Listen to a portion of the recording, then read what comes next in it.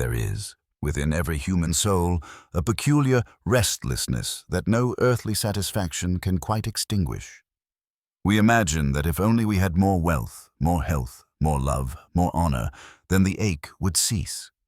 And yet, curiously, when we arrive at the very prize we sought, we find that it both delights and disappoints us.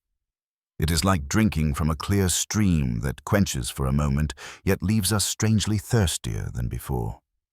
This is no accident, for I am persuaded that our desires are not cruel tricks played upon us by a mocking universe. They are instead the fingerprints of another world impressed upon our hearts. The hunger of the soul is itself a signpost, and like all signposts, its purpose is not to satisfy us, but to point us onward to the country for which we were truly made. Desire, then, is not an enemy to be slain, nor a master to be obeyed blindly. It is rather a messenger, an emissary sent into the quiet chambers of the heart, whispering of a reality that lies beyond the reach of time and decay. We must be careful not to misunderstand it, for too many mistake the message for the thing itself, clutching at pleasures as though they were the ultimate fulfillment. But pleasures are fragile lanterns. Not the sun itself. They warm for a moment, then fade, leaving us in darkness if we cling too tightly. Consider the child who, on Christmas morning, unwraps a long-awaited gift. There is a burst of joy, but not long after, the toy lies forgotten in a corner, while the deeper yearning remains. What was the child truly longing for? Not merely the toy, but the love it signified, the sense of belonging, the taste of something that cannot be bought in any shop. So it is with us all. Our desires are endlessly renewed precisely because their true object is not found in this world. This explains the peculiar mixture of sweetness and sorrow that accompanies every joy. The music that moves us most deeply always contains, hidden within its beauty, a touch of longing. The sunset that dazzles us seems almost to weep as it fades, as though reminding us that it is but a shadow of a more enduring light. Even the love between two souls, precious as it is, carries within it the awareness that it cannot be perfected here. Death, misunderstanding, separation, or simply the frailty of human nature ensures that every earthly love falls short of the ideal we yearn for. What are we to make of this universal pattern? If I find within myself a desire which no experience in this world can satisfy, the most probable explanation is that I was made for another world. Our longings, then, are not cruel deceptions, but divine homing instincts. They are like the distant sound of a melody whose source we cannot yet see, but which calls us ever onward. It is here that theology enters, not as a dry speculation, but as the illumination of experience. Christianity dares to affirm that our restless hearts are restless for God. Augustine's confession, "Thou hast made us for thyself, and our heart is restless until it finds its rest in thee," is not a poetic exaggeration, but the truest diagnosis of the human condition. For every desire is, in its root, a fragment of that one great desire, to see, to know, to be united with the God who fashioned us. Think of our yearnings as streams, each meandering in its own way, one through beauty, another through knowledge, another through love. Yet all of them, if traced to their source, lead back to the same fountainhead. They are not random or meaningless. They are tributaries of the great river of desire that flows unceasingly toward the ocean of God. The tragedy of human history is that we so often mistake the tributary for the ocean, drinking from the stream and imagining that we have arrived at the shore. But the stream was never meant to be an end in itself. It exists to lead us to the sea. There is, however, a danger here. For the enemy of our souls knows well that desire, if twisted, can enslave rather than liberate. He whispers that the hunger can be filled by indulgence, by clinging more fiercely to the very things that cannot satisfy. Thus, pleasure, though innocent in itself, becomes distorted into idolatry. When the gift is treated as the giver, desire curdles into addiction, and joy turns to ashes. This is why it is so important to interpret our longings rightly, not as gods, but as guides. The Christian, therefore, does not despise desire, nor does he make it his tyrant. Rather, he learns to read it as one might read a map, noting carefully where it points. Every delight, every pang of longing, every ache of incompleteness, these are signs that we are pilgrims, not settlers. Our truest home is not here, but beyond the veil, where every desire will find its answer not in shadows, but in the substance of God Himself. And perhaps this is why heaven is best described not only as rest, but as fulfillment, like a symphony resolving into its final chord, or a story finding at last its true ending. There, what we sought in laughter, in music, in beauty, in friendship, will be gathered up and transfigured into joy unbroken. The fragments we chased here will be reassembled into the whole for which our souls were made. I cannot think of a more hopeful message, for it means that even our discontent, the very ache we sometimes resent, is evidence of our destiny. Longing is not a curse, but a compass. Every sigh for beauty, every pang of loneliness, every yearning for justice, every ache for love unbroken is a reminder that we are not yet home. The theology of desire, then, is simply this. Our yearnings point beyond themselves because they are meant to lead us to God. The truth of desire is best understood when we acknowledge that it bears within it both promise and peril. It is like fire. It can warm a home, or it can consume it.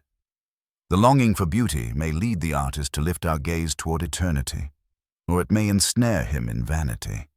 The longing for love may inspire the noblest sacrifices, or it may curdle into possessiveness and jealousy. The longing for knowledge may move us to uncover the mysteries of creation, or tempt us, like Babel's tower builders, to exalt ourselves above God. Thus, desire is not to be extinguished, but educated. Christianity does not ask us to become Stoics, silencing the cry of the heart. Rather, it asks us to become pilgrims who know how to read the cry aright. To despise desire is to despise the very clue God has placed within us. To idolize desire is to fall captive to shadows. But to follow desire as a signpost is to begin the journey home. Notice how even the smallest longings hint at something beyond themselves. Take the common craving for rest. We lie down upon a soft bed after a day of toil, and for a time we feel relief. Yet the next day, the fatigue returns, and again we seek rest. But the cycle never ends. Why? Because the final rest is not to be found in beds and pillows, but in the eternal Sabbath of God's presence. Or consider our thirst for beauty.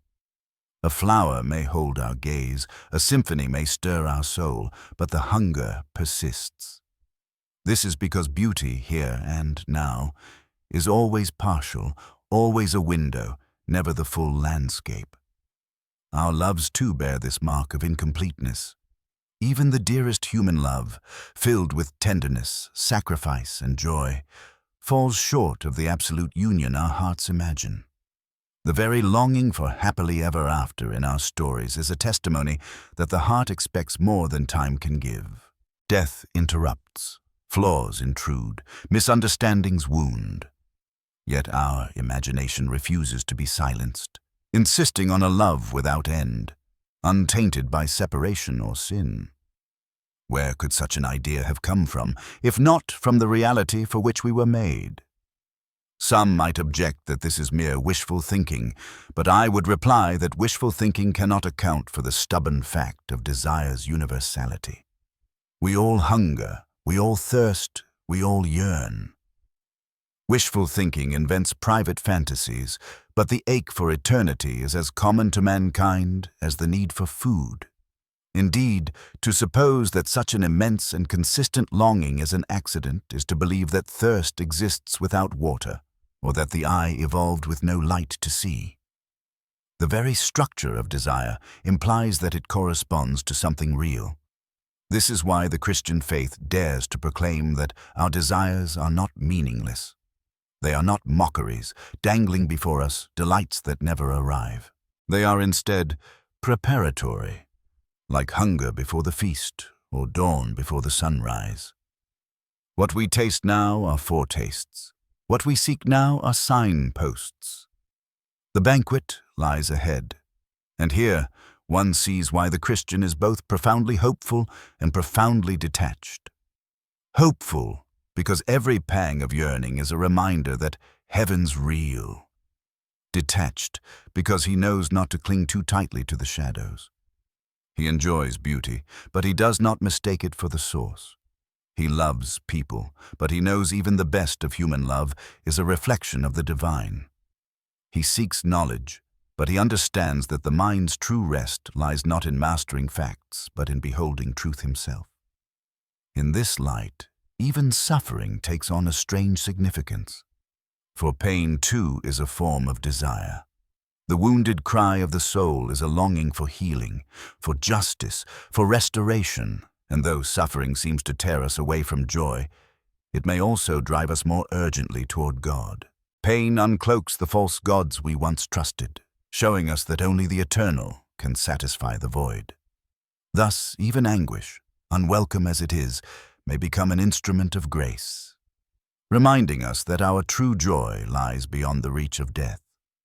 One day, of course, all of this will be fulfilled. The scriptures speak of a time when every tear will be wiped away, when death shall be no more, and when we shall see him as he is. Then the music of desire will at last find its resolution as dissonance gives way to harmony. Imagine, if you will, a great symphony in which every yearning note we have ever heard, every chord of beauty, every ache of love, every cry of sorrow will be gathered up and completed in one perfect sound. That, I believe, is the destiny for which desire prepares us. Until then, let us not despise our yearnings, nor idolize them, but follow them faithfully as pilgrims guided by the star. For our desires are not pointing inward to nothingness, but outward, beyond the horizon, toward God himself, the source and satisfaction of every longing. If we could see desire with unveiled eyes, we would find it is never truly still. It moves like a current through the soul, carrying us either closer to God or farther from him, depending on how we steer it. Our longings are not idle sparks. They are energies, forces of the heart. To pretend otherwise is folly. A man may claim to be indifferent to eternity, but his life betrays him. For even in his cynicism, he yearns for meaning, for satisfaction, for permanence. He cannot escape the hunger any more than he can escape breathing. What, then, becomes of the man who resists desire's true direction? He digs his wells in dry places. He throws himself into wealth, into ambition, into pleasures, hoping that the ache will be quieted. For a season, he may succeed in numbing himself. Yet sooner or later the emptiness returns, more insistent than before. This is the tragedy of idolatry. The creature cannot bear the weight of the Creator. To ask finite things to satisfy infinite longing is to load them with a burden they were never made to carry.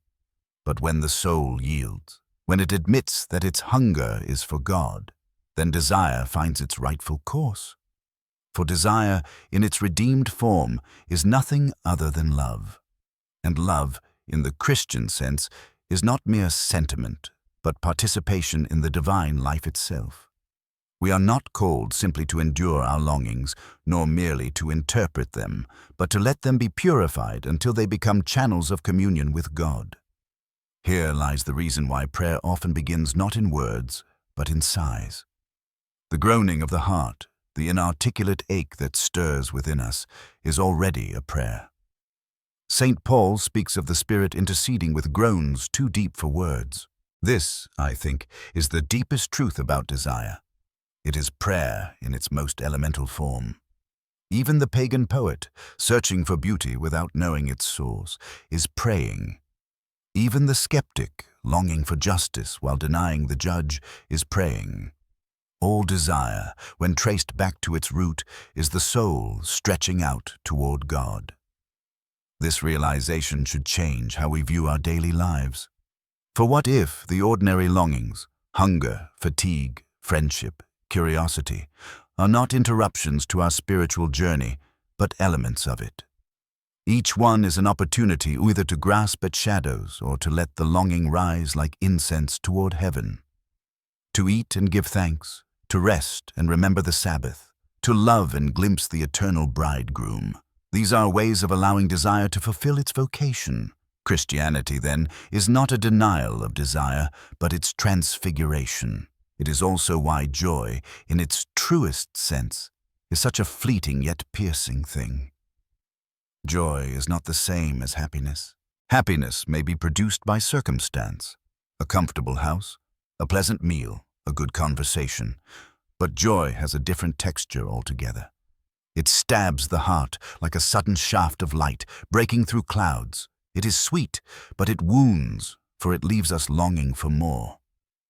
Joy is the most unmistakable evidence that we are exiles in this world. It is a glimpse, a flash, of the homeland from which we are estranged. And here is the paradox.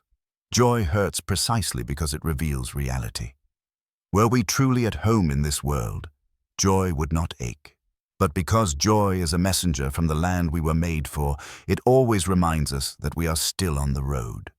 To mistake joy for its earthly occasion is to miss the point. The mountain view, the music, the laughter of a friend. These are not the source of joy, but the occasion through which the true joy shines. The source is God, and He alone. This truth, if embraced, changes how we respond to disappointment. When pleasures fail us, when hopes collapse, when love falters, we need not despair. These very failures may be God's mercy, reminding us not to mistake the stream for the fountain. To be too easily satisfied is a greater tragedy than to remain restless. Better the wound of longing than the complacency of false fulfillment, for the wound keeps us moving, while false contentment makes us settle in the desert and forget the promised land. I would say, then, that our desires are not only clues but also safeguards. They prevent us from making peace with a world too small for our souls. They unsettle us, prod us, drive us onward. They whisper, again and again, "You are meant for more. Do not stop here. Lift your eyes higher." And when we heed them rightly, we find ourselves drawn, not away from creation, but through it, through its beauty, its love, its knowledge, into the heart of God Himself. One of the profoundest mysteries of human longing is that it is at once deeply personal and yet universally shared. My hunger is my own, felt in the solitude of my heart, yet I discover, when I look at my neighbor, that he too is restless, he too is searching. Across cultures, across centuries, men and women have sung songs of yearning, epics of lost Edens, myths of golden ages, tales of journeys home. The languages differ, but the cry is the same. This, I think, is a further confirmation that desire is not an accident of my private constitution, but a law woven into the very fabric of humanity. It is the echo of Eden, the memory of a homeland never fully forgotten, though we wander east of its gates. And see how this commonality opens the door to compassion. When I recognize that my neighbor's desires are not alien to me, but mirrors of my own, I can no longer despise him for his failings. For what is sin but desire gone astray? What is pride but the yearning for glory twisted inward? What is lust but the hunger for intimacy severed from its true source? Every sin is but a bent desire, a good yearning distorted. And thus, when I behold the sinner, I am beholding one who, like myself, has misread the map of longing. I cannot stand above him with disdain. I must stand beside him, for his hunger is my hunger, and his cure is my cure, the redirection of desire toward God. Herein lies the brilliance of Christ's work. He did not come merely to pardon our sins as one might erase a debt. He came to heal our desires, to restore their true course. "Blessed are they who hunger and thirst for righteousness," he said, "for they shall be filled." Notice, He does not shame the hunger, but blesses it. He does not demand that we cease longing, but promises to satisfy it with himself. Christianity is not a religion of suppression, but of fulfillment. The gospel does not say, you desire too much, but rather, you desire too little, and you settle too soon. Indeed, when we follow Christ, we begin to discover that our yearnings grow larger, not smaller. Our love is expanded beyond the confines of self. Our vision of beauty stretches beyond earthly shadows. Our thirst for truth deepens until it becomes worship. In Him, desire is not crushed, but crowned. For He is not merely the healer of wounds, but the bridegroom of the soul, the one for whom every fragment of longing was fashioned. And here, I think, we arrive at the heart of heaven's promise. Heaven is not a static reward, like a medal handed to the athlete after his race. Heaven is the fulfillment of every true desire. It is the soul's homecoming, the moment when every restless ache resolves into joy unbroken. The banquet of Revelation, the wedding feast of the Lamb, is the divine answer to the cry that has haunted humanity from its first dawn. There, the thirst will be quenched, the hunger filled, the loneliness ended, the beauty unveiled, the truth made visible, the love unbroken. Until that day, our task is not to despise desire, nor to be enslaved by it, but to let it draw us ever onward. Our restlessness is a reminder of our destiny. Our joy is a foretaste of glory. Our pain is a goad to keep us moving. And when at last we see Him face to face, we shall discover that every yearning was, in truth, a yearning for Him. If we take a long view of history, we find that human civilizations have always sought to answer the riddle of yearning. The philosopher has tried to tame it with reason, the mystic with contemplation, the artist with beauty, the statesman with justice, the lover with devotion. Yet in every age, there remains a residue of dissatisfaction. Systems collapse, philosophies fail, even the loveliest works of art fade and crumble. This enduring incompleteness is not a flaw in creation, but a clue. For if we were meant to be satisfied here, we would have been satisfied here. The very endurance of desire across millennia testifies that it belongs to another order of existence altogether. Now, if this is true, we are faced with a decision. Shall we live as pilgrims or as prisoners? The prisoner resents his longing, calling it torment, and seeks to silence it by chaining himself to fleeting pleasures. The pilgrim, on the other hand, welcomes longing as a compass, however painful, because he knows it points the way home. The prisoner calls the ache futility. The pilgrim calls it hope. The distinction lies not in the ache itself, for both feel it, but in how one reads its meaning. And let us not overlook the role of imagination here. For imagination is the faculty by which we glimpse what lies beyond the veil. A story of a far-off kingdom, a painting of unearthly beauty, a song that pierces us with longing. These are not escapist fancies. They are signals of transcendence, windows through which eternity shines. Even our fairy tales, with their happily ever afters and triumphs of good over evil, are whispers of the great story in which all our stories find their meaning. Imagination baptizes desire, training us to see beyond the immediate to the ultimate. Of course, there is a danger. Imagination, like desire itself, can be misused. It can weave illusions, fashion idols, create false heavens that leave us empty. Yet when disciplined by truth, imagination becomes one of the most faithful guides of the soul. It teaches us that our desires are not random, but rehearsals for the eternal. The pang of beauty, the thrill of love, the ache of loss. Each is a note in the music of longing that God Himself has composed. This, I think, is why Christ so often spoke in parables. He did not simply hand down abstract doctrines, He ignited imagination. He spoke of seeds and banquets, of treasures and weddings, of prodigal sons and searching shepherds. In every image, He appealed to desire, awakening, redirecting, fulfilling. For Christianity is not merely about right thinking, it is about right longing. To be a Christian is to let Christ reorient desire until it finds its center in Him. And when that happens, life itself takes on a new quality.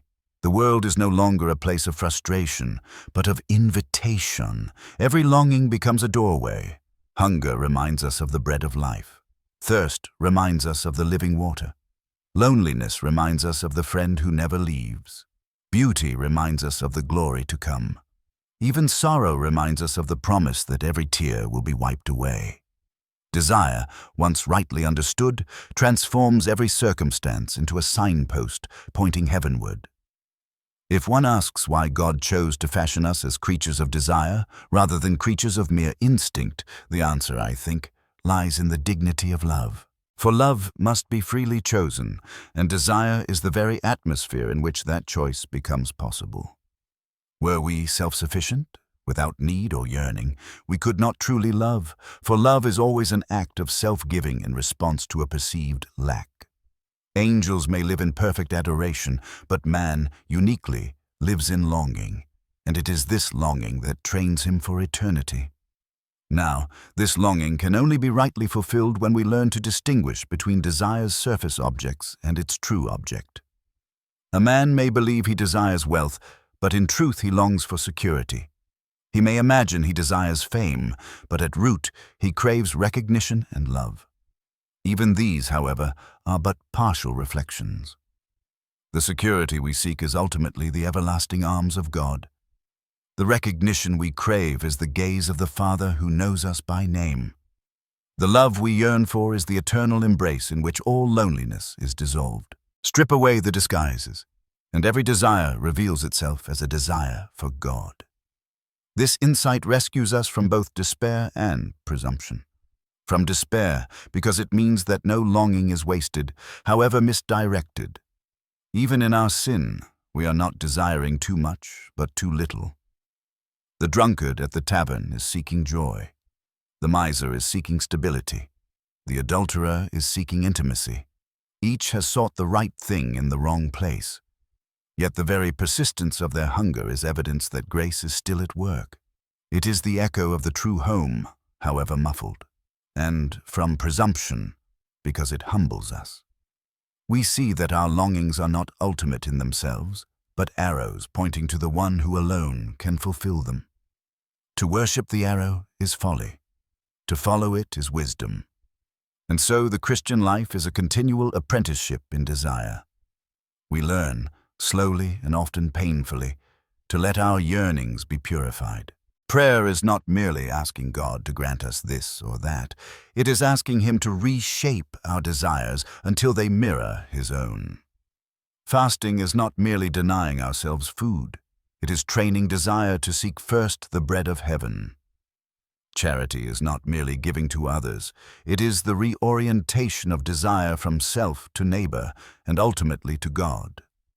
In all these practices, we are not suppressing desire, but sanctifying it. This sanctification reveals something extraordinary, that desire is not temporary, but eternal.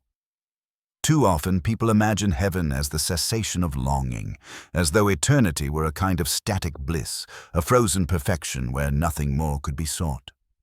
But I suspect the truth is richer. Heaven is not the end of desire, but its endless fulfillment. The soul will drink deeply of God's presence, and yet the cup will never be dry. We will forever be filled, and forever thirst for more, not with the ache of absence, but with the joy of infinite abundance. Like lovers whose delight deepens with every moment, like scholars whose wonder grows with every truth uncovered, we will find that in God, desire is not abolished, but transfigured into everlasting joy. Even now, we taste this paradox in glimpses. The best moments of earthly love, the highest peaks of beauty, the purest flashes of joy, all have this quality of both fullness and further hunger. They satisfy us deeply, yet they leave us longing for more. In heaven, this paradox will no longer wound, but only delight. We shall be forever caught up in the music of desire, never weary, never disappointed, always moving from glory to glory. Thus, to live well now is to learn to interpret every desire rightly, to let every hunger remind us of the bread of life, every thirst of the living water, every loneliness of the eternal communion, every joy of the glory to come. For desire, in the end, is not a riddle to torment us, but a compass to guide us. It is the divine signature written upon our souls, assuring us that we are made for nothing less than God Himself. If I were to draw together all that has been said, I would put it in the simplest terms. Desire is the golden thread running through the labyrinth of our lives. It tugs us forward, often bewilderingly, sometimes painfully, but always insistently.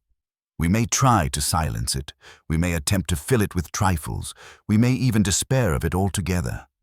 Yet desire, once rightly understood, is not our enemy. It is God's own imprint upon the soul, His way of drawing His creatures back to Himself. We are, each one of us, like homesick children. We remember, though dimly, a place we have never fully seen. Every delight is a reminder, every disappointment a summons. To the unbeliever, this may feel like mockery, as though the universe were playing a cruel game. But to the Christian, it is the very opposite, the surest sign that we are meant for more than dust and ashes.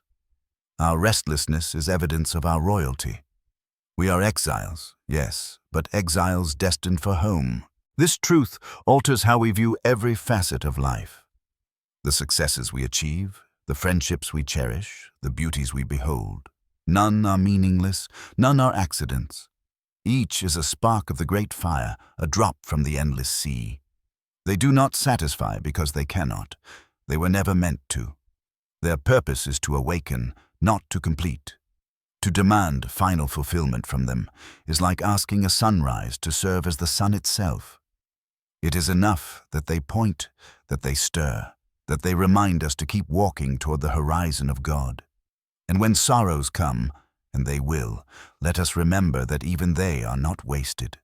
For sorrow is the shadow cast by desire unfulfilled.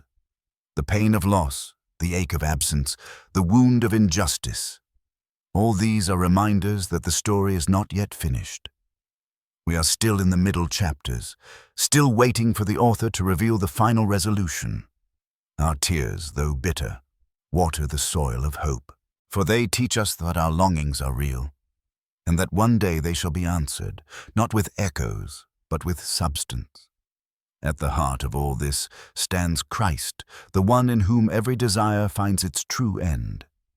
He is the bread for which our hunger cries, the water for which our thirst longs, the bridegroom for whom our hearts prepare, the shepherd for whom our souls yearn. In Him, our desires are not destroyed but fulfilled, not mocked but crowned. And in His presence, every restless sigh becomes a song of joy. So let us not despise desire. Let us not fear it nor idolize it. Let us receive it as the homing beacon of grace, drawing us ever onward to the country of our true citizenship. For the theology of desire is, in the end, nothing less than this. Our longings point beyond themselves because they point to God. And now, dear friends, if these reflections have stirred something in you, some spark of longing, some glimpse of truth, I invite you to journey further with us. Like, comment, and share this message with those you love, that they too may rediscover the divine purpose of their desires. And do not forget to subscribe to our channel, that together we may continue to explore these timeless truths and walk side by side toward our eternal home.